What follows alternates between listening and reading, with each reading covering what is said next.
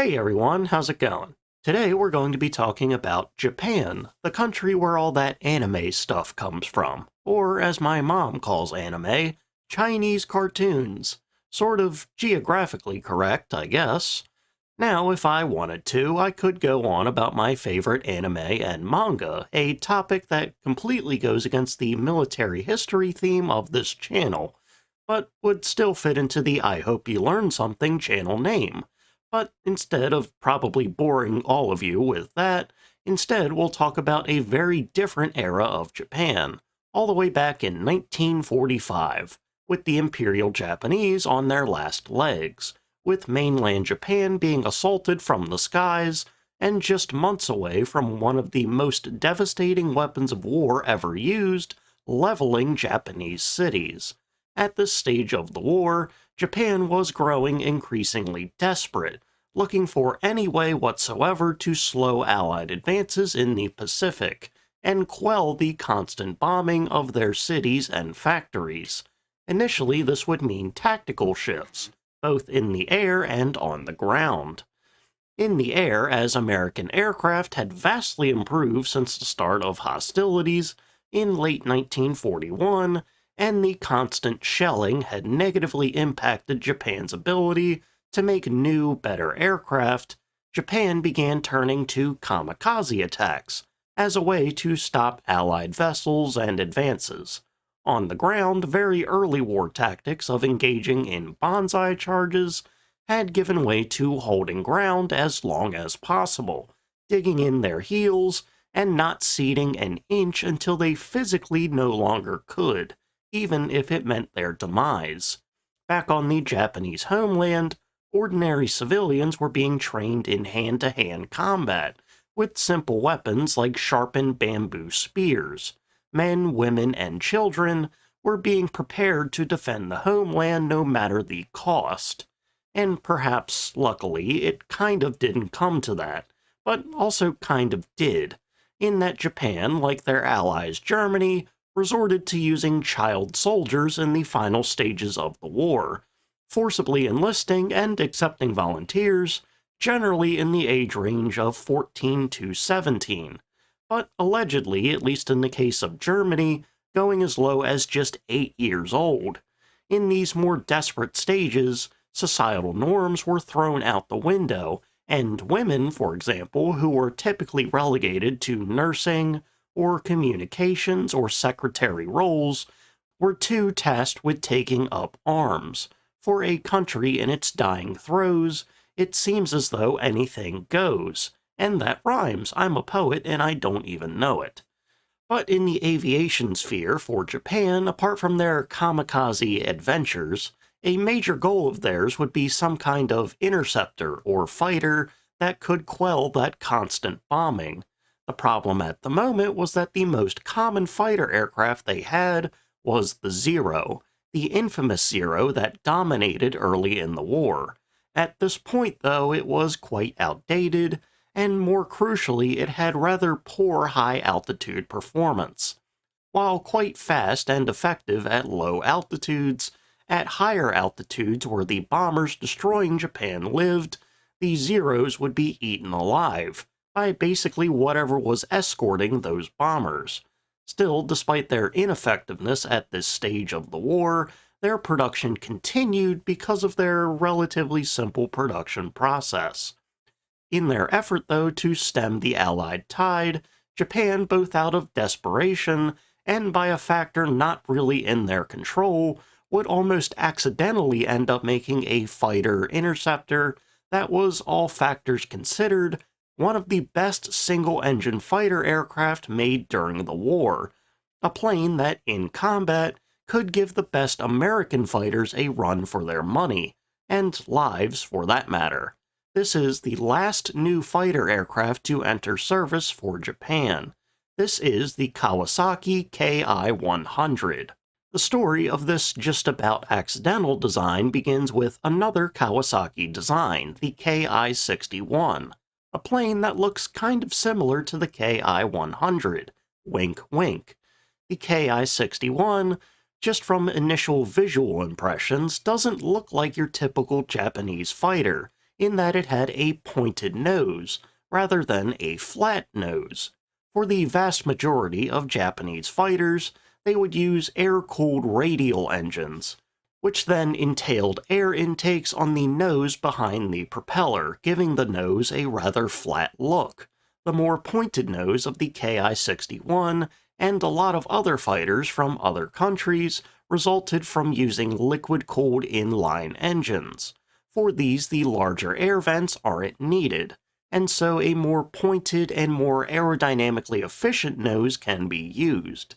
Japan would largely stick to using radial engines, though, probably because radials are generally more rugged and durable, plus they don't need extra cooling systems.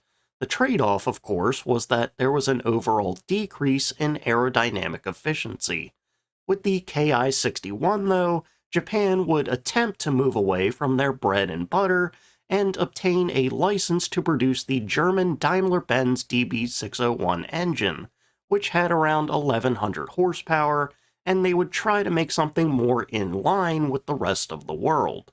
In fact, because it deviated from the standard Japanese design, when it was sighted in combat by Allied forces, they actually believed it was either a German or Italian fighter, just with Japanese markings. From the side profile of the design, it certainly does mimic the German Bf-109, which, considering that plane also used the DB601, this does make sense. First flying in December 1941, the Ki-61 would measure in at 8.94 meters long, 12 meters wide, and 3.7 meters tall, weighing 5,798 pounds empty. Early test flights would demonstrate rather solid performance, hitting a top speed of 367 miles an hour at around 20,000 feet. In comparison flights against other Japanese fighters, the Ki-43 and Ki-44, along with a German Bf-109 and a captured American P-40, the Ki-61 would demonstrate the best overall performance, beating all of them in speed and only losing to the Ki-43 in maneuverability.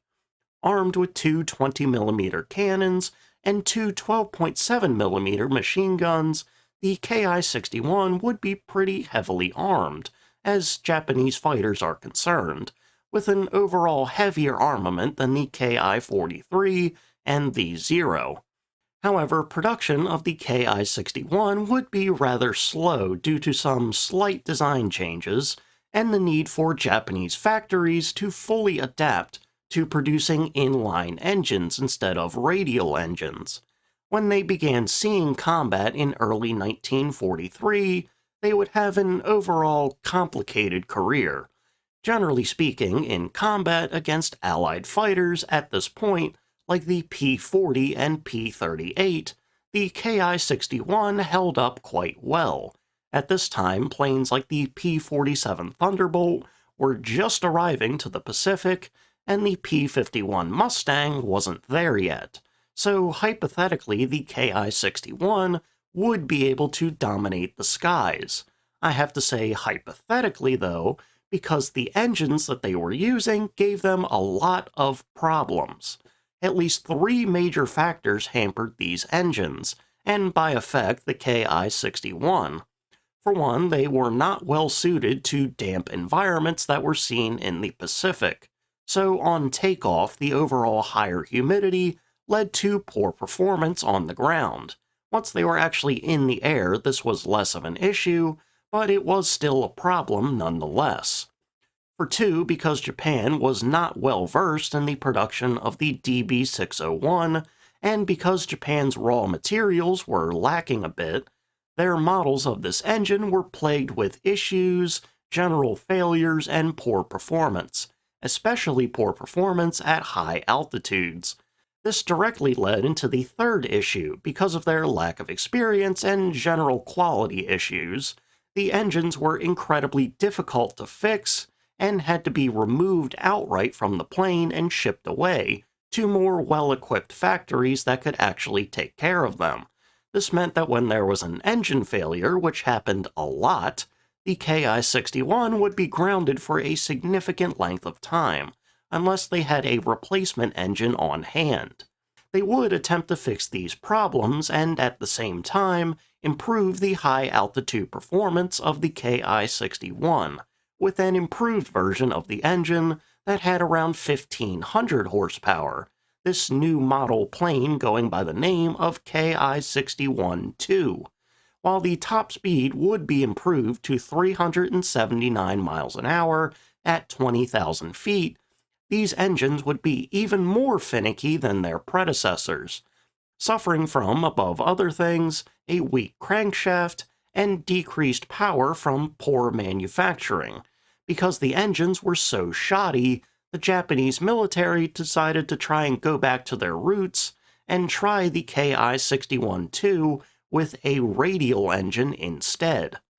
Replacing the DB601 would be the Mitsubishi HA112 14-cylinder radial engine, also with 1,500 horsepower. This engine, in one form or designation or another, had been in production since 1932, and had been used on Japanese aircraft from the beginning of the war. This not only meant that Japan would have plenty of them already made and ready to go. In fact, total production of this engine numbered over 12,000, but they would also be very well versed in it, in how to fix and maintain it. The greater question would be in how it affected performance, and actually first, the greater question would be how it would fit on the frame, because the Ki-61 was designed around the slimmer DB601, which measured just 29.1 inches wide. Fitting the 48 inches wide HA112 would be a little bit of a task. Not necessarily a difficult task, mind you, but a task that needed a bit more thought. Luckily for Japan, though, their allies in Germany had a somewhat similar issue with the Focke-Wulf FW190A, where a slim fuselage was paired with a wide engine. This ended up giving the FW190 a bit of a teardrop-shaped fuselage, so for Japan they would effectively copy what Germany did. This led to the altered Ki-61-2s, now called the Ki-100, to having a similarly teardrop-shaped fuselage. With this initial engine issue sorted out, the greater question now lie in how the radial engine would impact performance. Sure, it had similar power, and it was actually lighter, weighing around 1,200 pounds, compared to at least 1,300 pounds for the DB601, not including the necessary coolant system, but it would also reduce the overall aerodynamic efficiency, with the nose having to be altered to intake significantly more air. Would the similar power and lower weight help counterbalance that increase in drag? That was the new question. As it turns out, the Ki-100 serves as an excellent example for how important drag is in aircraft performance. Even with the Ki-100 weighing about 200 pounds less than the Ki-61, sitting at 5,567 pounds empty, and it would also be 5 inches shorter to boot, the increased drag from the radial engine would reduce the top speed by at least 7 miles an hour, dropping from 367 on the original Ki-61 to 360 miles an hour at 20,000 feet on the Ki-100. While the speed dropped a bit because of the decrease in overall weight, the maneuverability and handling saw a marked improvement. In a rather significant sense, the Ki-100's performance continued the trend of Japanese fighters seeming to prioritize maneuverability over top speed and overall firepower. In mid-January 1945, before the Ki-100 first took to the air and displayed its exceptional performance, an attack from Allied forces effectively forced Japan to go headlong into the Ki-100 project. An Allied bombing raid would destroy the factory that was producing the improved DB601 engines, leaving a whopping 275 Ki-61 frames without an engine. So after the Ki-100 flew on February 1st, these 275 frames, or technically 271 after 4 of them were used for prototypes, would all be sent in for conversions to the Ki-100. From March to June 1945, those frames would be converted and sent into Japanese skies to defend against attacking B-29 bombers, F6F Hellcats, P-47 Thunderbolts, and P-51 Mustangs. Aside from the B-29, the Ki-100 would be going up against a veritable who's who of Allied fighters, some of the best and most well-recognized of the entire war. The Ki-100 would either be eaten alive or have a chance to really prove itself. The results largely would be in the latter category. Going up against basically any Allied fighter one-on-one, the Ki-100 was actually a pretty intimidating plane. At lower altitudes, the speed of the Ki-100 was generally on par with just about any of the previously mentioned fighters, while planes like the P-51 and P-47 had higher top speeds at high altitudes. At sea level, their top speeds were generally somewhere between 300 and 350 miles an hour, roughly around where the Ki-100 was. Being evenly matched here, the Ki-100 had overall better maneuverability and/or agility. In a dogfight, the only thing that really kept the Ki-100 behind was a lesser armament, with the P-47 and P-51 having at least 6 50 caliber machine guns, and generally speaking, the Ki-100 had poorer armor.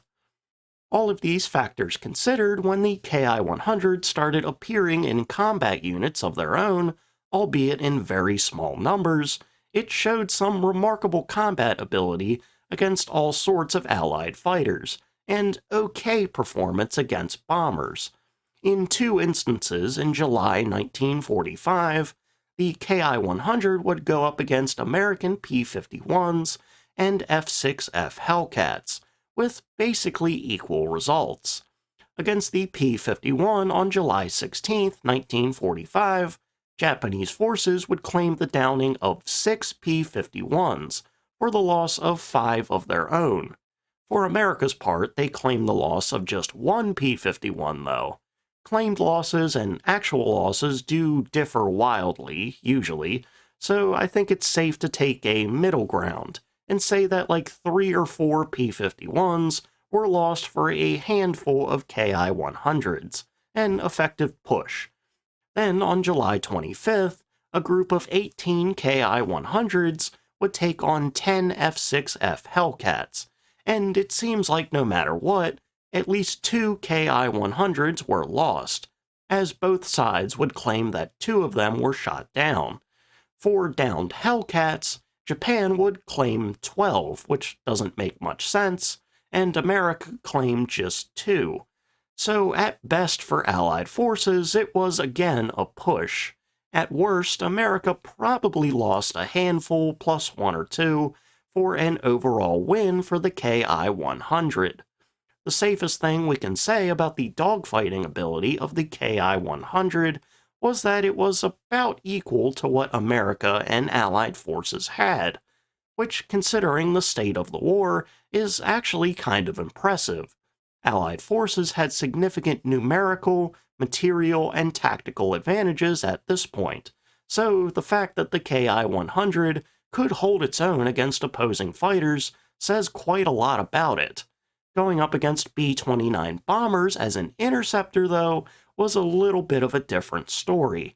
While the Ki-100 was built at least partially to go after attacking bombers, its high-altitude performance left a bit to be desired.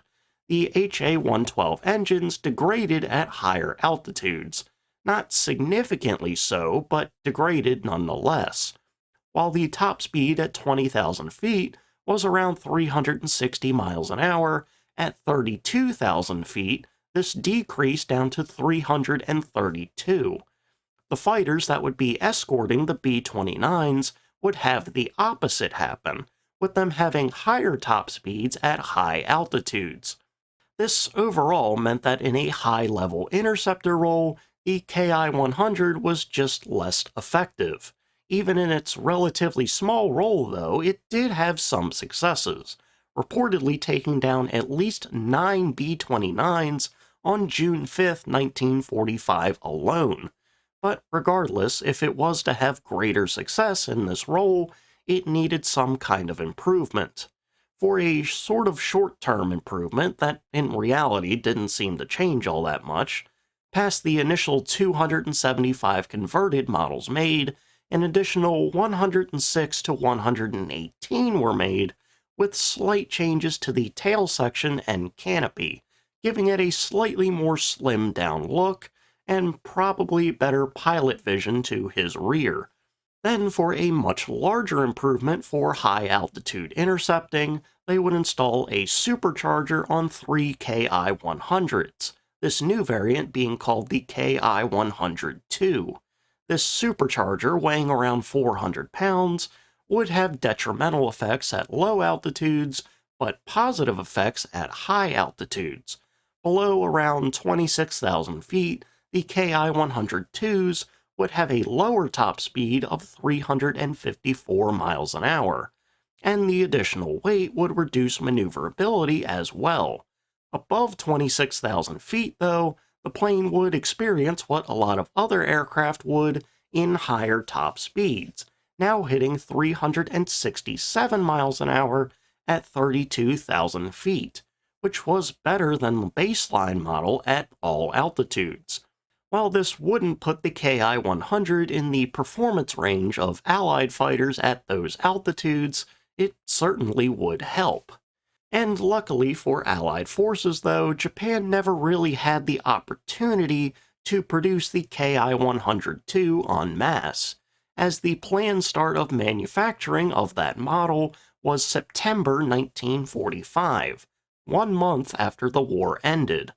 This would leave the Ki-100 across all 3 variants and prototypes with just under 400 total aircraft, most of them being converted Ki-61s. After the war ended, 2 of the frames were taken by the United States for testing and evaluation. One of them was presumably scrapped, and the other would bounce around in storage until being restored and put on display in the RAF Museum in Hendon in the United Kingdom, where it resides to this very day.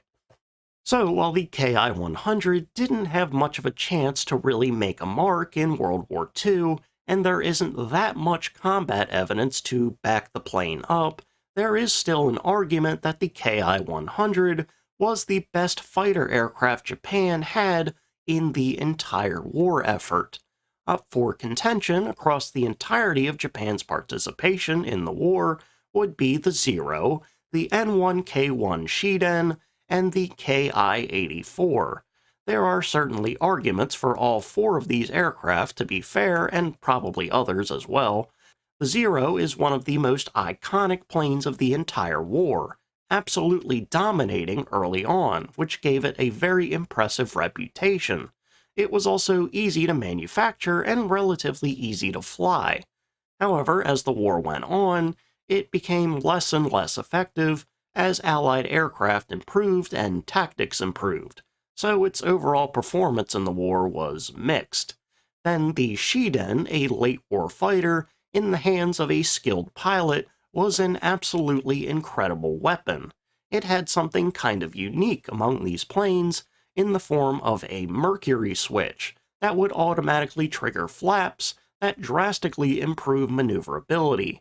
However, the Shiden was also considered to be more difficult to control, and it would only be given to the very best pilots. And as Japan continued losing ground and experienced pilots, fewer and fewer people would truly be capable of using it to its full potential. Then, for the Ki-84, it had the highest top speed of the 4 at 427 miles an hour at 23,000 feet, and pretty solid maneuverability to boot. However, this maneuverability was not superior to the Ki-100, and it can be said that the Ki-100 had a great combination of speed, maneuverability, and necessary pilot experience. Far less skilled pilots could end up using the Ki-100 with very little issue, thus, in my opinion, giving it a bit of an edge over the Shiden, in that there were just more people that could properly use it. While for experienced pilots, the Shiden or maybe the Ki-84 may have been the best, for the bulk of the Japanese air forces at that stage of the war, with tons of green pilots being thrown to the wolves, the Ki-100 was probably the best plane that they could be given. But because of production issues, this would never come to fruition, as Allied bombing runs would destroy some of the factories that were making the Ki-100. In the end, though, I think that the Ki-100 might be the closest thing that Japan had to a successor to the Zero, and what the Zero meant to the Japanese military. I mean, Japan was also making a direct improvement to the Zero, but that never made it into combat. So I guess in that regard, I think we can call the Ki-100 the Zero 2. And look at that, I brought it back to anime. We've gone full circle.